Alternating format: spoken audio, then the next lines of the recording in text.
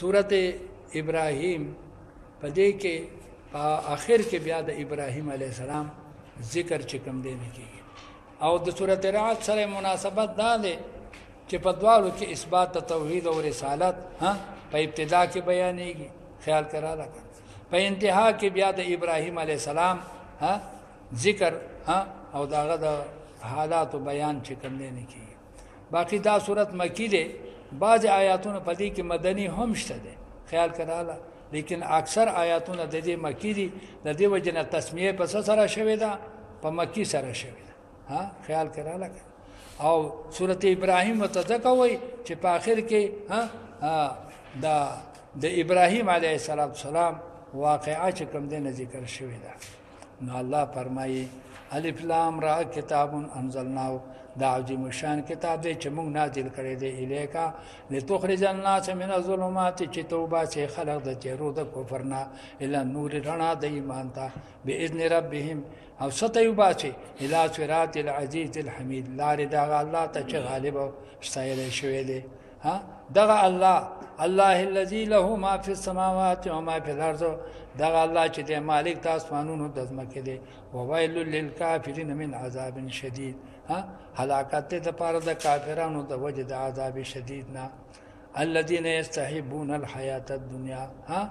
دا کافرین څوک دي دا خلق دي چې دی خوخی ژوند د دنیا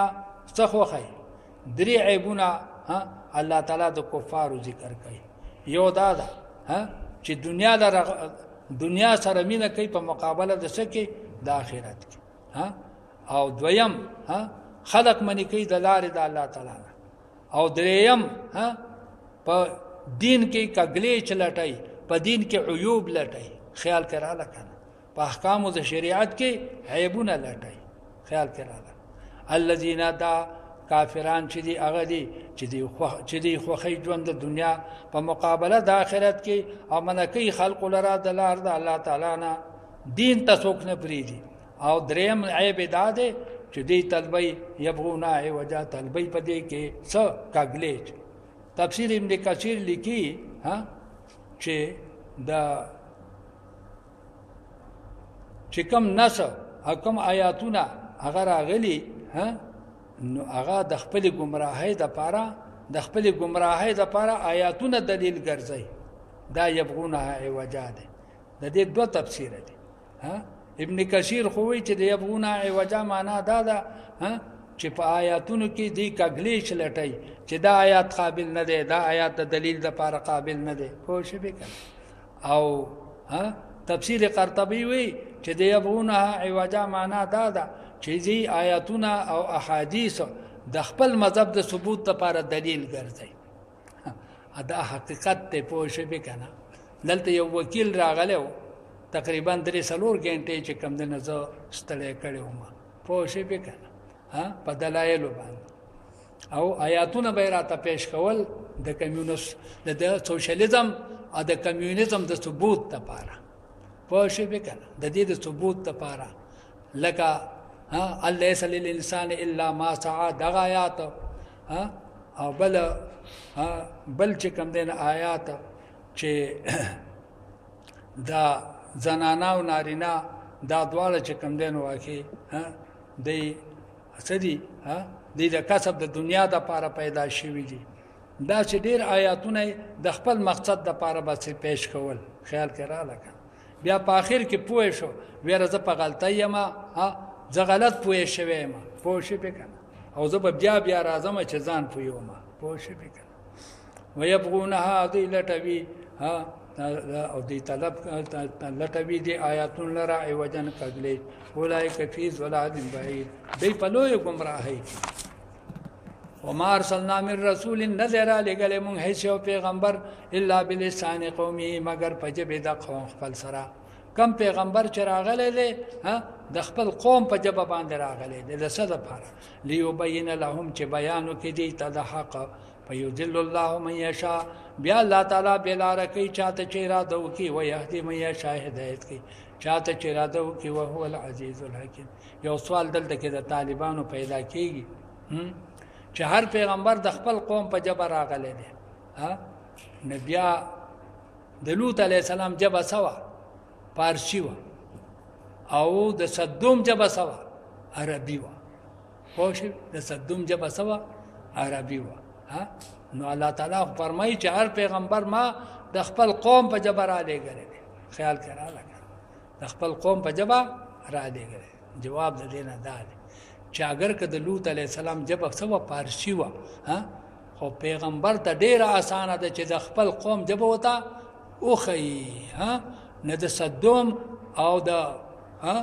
د سبوبم او د ادمغه د هغې جبه ورته هم الله تعالی ښودلې وه پوه شوې چې هر کله یو صحابي سوریاني جبه په 15 ورځې کې زده کوي چا زده کړې وه غالبا حذیفه رضی الله تعالی عنه نه چې کله یو صحابي په 15 ورځې کې جبه زده کوي نه پیغمبر ته څه ګرانه یو بل سوال دی دا هم د طالبانو سوال دی پوه شوې که نه چې پکار خدا دې چې بیا پیغمبر علیه السلام هغه د ټول دنیا د لپاره الله تعالی مبعوث کړی دی نه چې په عربی کې داغه قرآن نه وي قرآن پاک پس کې وي هم په عربی کې وي هم په انګریزي کې وي هم په پارسی کې وي نه بیا په هر یو آیات بسو اب د بل نسو بدل نه دا په مختلفو ژبو سره چې پیغمبر علیه السلام راغلی وي جواب دا غي نه دا دی پوه شئ په کنه چې ګوره پیغمبر صلی الله علیه وسلم په خپل مادری ژبه سره خدای پاک را لېږلی دی مادری ژبه سوا عربي و پوه شئ په کنه بلسان عربي مبین که په مختلفو ژبو باندې قرآن پاک نازل شوی د تحریف لار به کولاو شوی پښتنو به پکې خپل کوشش کا وزانه به پکې کې خودل او هندوستان والو په اردو کې چې کم دین سکاو تحریف کاو نه د تحریف لار به چې کم دین قومونو ته سوا کولاو شوی ولقد ارسلنا بشکر علی گله مونږه موسی علیہ السلام بیا آیاتنا پایاتونو خپل سره ان اخرج قومک دا د موسی علیہ السلام چون کې دغه ډیره مشهوره ده د مقابله د کفار سره ډیره مشهوره ده د موقع په مناسبت باندې د موسی علیہ السلام تذکرہ ځای په ځای باندې الله پاک کوي ان اخرج قومک چو باسا قوم فل من الظلمات د تیرو د کفرنا الى النور وذکرهم دی فرعونانو تنسیات وکا بی ایام الله په ایام د الله تعالی سره یو تذکیر بی علی الله دی چې انعامات ته مخه تکي بل تذکیر بی علی بی ایام الله دی چې تو ته د مخکنو قومونو ذکر وکي چې دی توبه وباسي ان فی ذلک الآیات لکل صبار شکور واذ قال موسی لقومه ویل موسی علیہ السلام خپل قوم ته اذکروا نعمت الله علیکم د الله د نعمتونو شکر وکای اذ انجاکم من آل فرعون تاسو له نجات ترک د قوم د فرعون یسومونکم سوء العذاب تاسو له تکلیف رساو پناکار عذاب سره ويذبحون ابناکم ويستحيون نساءکم وفي ذلكم بلاء من ربکم عظیم واستأذن ربکم لئن شکرتم یاد کا وخت چې الله تعالی اعلان کو لئن شکرتم اے بنی اسرائیل کا تاسو شکر وکړو د الله د نعمتونو لازیدنکم ذو سیواکم نعمتون استاس ولئن کفرتم کتاسو ناشکری وکړه د پیغمبر نه خلاف شولای ان عذاب لشدید به عذاب زما ډیر سخت دی وقال موسی علیہ السلام ان تکفروا کچره تاسو کفر کو انتم من فی الارض تاسو اے بنی اسرائیل یا اے قبطیانو کتاسو کفر کو دارنګ ټول چې پزماکه کې دي نوم د الله تعالی په خدای کې یو ذره فرق ناراضي فإن الله لغنی حمید بشک الله تعالی بے پروا دی او ستایل شوی دی دا الله تعالی لوی هغه قائم ده هغه کې فرق نشته دی الله میاتکم آیا نظر غلی تاسو ته نبع الذین خبر داغه قومونو من قبلکم چې مخکې تاسو نو چاته وي قبطیانو ته وي وینه ګورئ دیتا چې مخکې تاسو نه قومونه راغلي دي قوم نوح وعاد وثمود والذین من بعدهم انور قومونه چې د دین ورستو چې هغه لوطیانو څوک لوطیانو نه دغه د عادیانو سمودیانو نه جدث او جديس قومونه والذین من بعدهم لا يعلمهم داغي علم نشته دی الا الله مگر یو الله تا جاتهم رسلهم راغلی داغي قومونو ته پیغمبران بالبينات پردو ایدیهم دیبا چې خود الله سونه فی افواههم په خلو داغي په خلو به وتلاش کې خود به چپ خبرې مکو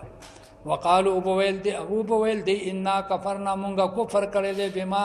پاغه وحی باندې ورسلتم به چې تاسو را لګلی شی وې داغه سره و ان لفی شک مونږه په شک یو مما داغه وحینا تدعوننا الیه چې تاسو بلې مونږ هغه ته موري په کامل شک کې پلو شک قالت رسولهم ابویل پیغمبرانو اپ الله شکون آیا تاسو په الله کې شک کوئ فاتر السماوات والارض يدعوكم دغه الله تاسو له دعوت تر کوي ليغفر لكم چې بخشش وکي تاسو ته من ذنوبکم ويؤخركم تاسو له تاخير درکې الى اجل مسمى تر نیټه مقرره پوري د عذاب نم بچ کی قالو دی بویل ان انتم الا بشر مثلنا نه تاسو مگر انسانان په مثل زمون باندې لمبه اعتراض به سو تاسو زمون په شان بشر دویم اعتراض تريدون تاسو اراده لري ان تاسو دنا چتا تاسو مونږه منی کوي اما کان یعبد اباؤنا دا خدایانو نه چې عبادت کوم شرانو زمونږه دا دریم اعتراض فاتونا بسلطان مبین راوړې مونږ ته هغه دلیل واضحه دلیل لا تراوړې قالت لهم رسولهم دی تبو الخپل رسولانو ان نحن الا بشر مثلكم دا هغه سوالات جواب به وتور کړه چې تاسو وای چې تاسو خو بشر یې مونږ هم دا وایو چې مونږه بشر الا بشر مثلكم مونږ تاسو په شان سيو بشر انسانان خو شي به کنه ولكن الله لیکن الله تعالی چې دې یمن علی من یشاء احسان کی پچا چې رضا وش الله تعالی احسان کوي چاته چې رضا وکي نو اغیلا سره د بشریت نو ولا سور کی پیغمبري ورکی من عباده د بندگانو خپل ما کاندلنا نه تکم بالسلطان انشته مونږ لره حق چې مونږ راتلو کو تاسو ته په معجزې سره الا باذن الله مگر پایزم د الله سره دی بداوي کنه ادریم سوال دا چې مونږ ته معجزه راوړي الله تعالی جواب راولېګ چې معجزه د دې پیغمبر په اختیار کې نشته ده وعلى الله فليتوكل المؤمنون فالله دې باور کوي ایمان والا وما لنا سشبي دې مولا الله نه توکل على الله چې موږ به باور نه کو په الله باندې وقد هدانا سبلنا حالانکه الله موږ ته هدایت کړی د لارو د حق الله موږ ته هدایت کړی د څو د لارو د حق لارې د حق ډېری دي کوي واده بشمار پوښې په کنه بشمار خیال کرا لکنه قل هذه سبيلي الى الله دا زمالار د الله ته پوښې به کنه د سبیل چې کوم نه یونه داخه سبل سبل ربي کې زول لا بل ځای راغله دي سبل جمع راغله ده دلتم سبل راغله دي ګورا سبیل د حق صد جهادم دي تبلیغم دي تعلیمم دي تدریسم دي خیال کرا لکنه ذکر اسکارم دي خیال کرا لکنه او دا لیکلم دي ولولم دي دا ټول سدي دا ټول د حق لارې دي پوښښ ولنصبرن خامخامون به صبر کوو علامه ازیتمونا هغه تکلیفونه باندې چې تاسو مونږ لرا کوي وعلى الله فليتوكل المتوکلون الله پاک باندې باور کوي توکل کوونکی الله باندې باور څوک کوي هغه متوکلین کوي صدق الله العظيم وصدق رسوله النبي الكريم ونحن على ذلك من الشاهدين والشاكرين والحمد لله رب العالمين اللهم صل على سيدنا محمد وعلى آل سيدنا محمد وبارك وسلم ربنا هب لنا من أزواجنا وذرياتنا قرة أعين واجعلنا للمتقين إماما واجعلنا للمتقين إماما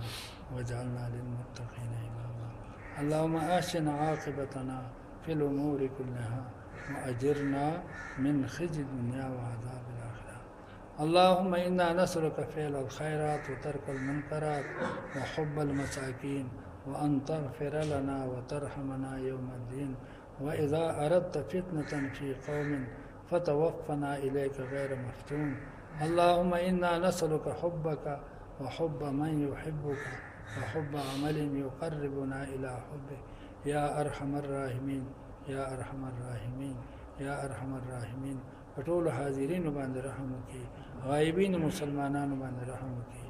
الله د شر د اشرارنا د ظلم د ظالمینو نه ټول محفوظ کړي د قران پاک علوم معارف یا الله اخلاق او عادات دا زموږ د ټول نصیب کې منکراتنا فواحشنا زموږ حفاظت وکي د حبیب صلی الله علیه وسلم کامل اتباع محبت او یا الله شفاعت زموږ د ټول نصیب کې الله ته زموږ راضي شي اولاد زموږ صالحان متقیان کې مشران زموږ مغفور مرحوم کې کشران زموږ صالحان عالمان او متقیان جوړ کې خدای کریم اهل اسلام ټول ته فتح